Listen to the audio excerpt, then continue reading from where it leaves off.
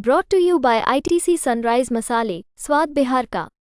बिहार की राजनीति में ये चर्चा काफी तेज है कि क्या नीतीश कुमार पाला बदल सकते हैं। हालांकि नीतीश कुमार खुद ये सफाई दे चुके हैं कि इस बार ऐसा नहीं होने जा रहा। तेजस्वी यादव भी कह रहे हैं कि 2-3 बार हमने उनका कल्याण कर दिया, फिर से कल्याण नहीं करेंगे। लेकिन फिर भी क्या अभी भी चांसेस हैं कि नीतीश कुमार ऐसा कर सकते हैं। नमस्कार, प्रणाम, बिहार तक देख रहे हैं आप। मैं हूं आपके साथ हिंदू।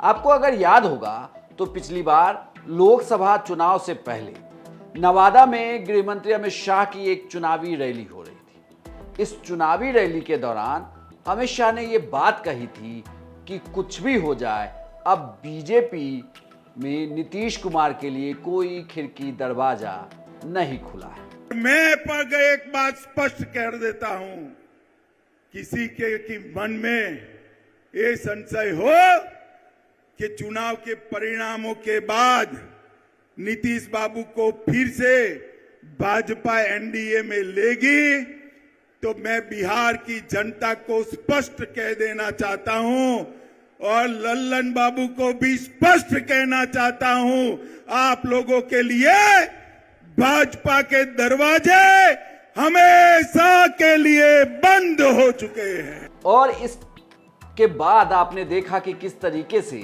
बिहार में राजनीतिक उलटफेर होती है और महागठबंधन का साथ छोड़कर, इंडिया गठबंधन का साथ छोड़कर नीतीश कुमार बीजेपी के साथ सरकार बनाते हैं। और अब आप मौजूदा दौर में आइए तो ठीक ऐसी ही बात तेजस्वी यादव भी कर रहे हैं। नहीं, 2 बार तो एक आए गिड़गिड़ा करके हाथ वाथ जोड़ा, भाई 2 बार तो जिंदा हम लोगों ने कर ही दिया।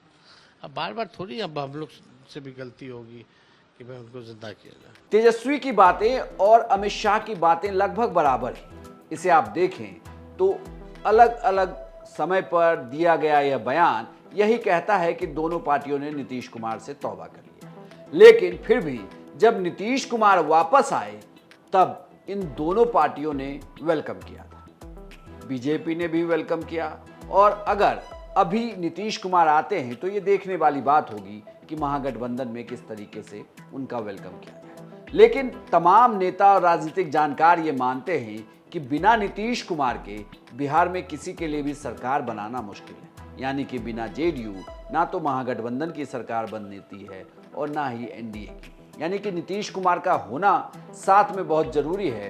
तो ऐसे में जब क्या ये माना जाए कि तेजस्वी यादव अमित शाह वाली वही चाल चल रहे हैं, क्योंकि उस वक्त भी ये कहा जा रहा था कि अमित शाह कह के तो भले ही चले गए हैं लेकिन पर्दे के पीछे से बातचीत अभी भी जारी है। और उसका नतीजा भी देखने को मिला।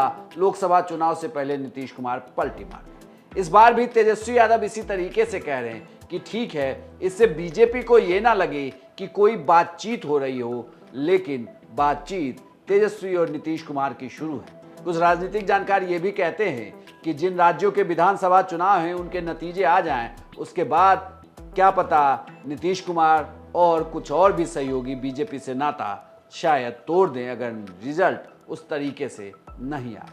तो इंतजार करिए कि क्या नीतीश कुमार एक बार फिर से राजनीतिक पलटी मारेंगे या एनडीए के साथ ही रहेंगे और अपनी बातों पर टिके रहेंगे। आपको यह जानकारी कैसी लगी हमें कमेंट बॉक्स में लिखकर जरूर बताइएगा और बिहार की तमाम खबरों के लिए देखते रहिए सिर्फ बिहार तक।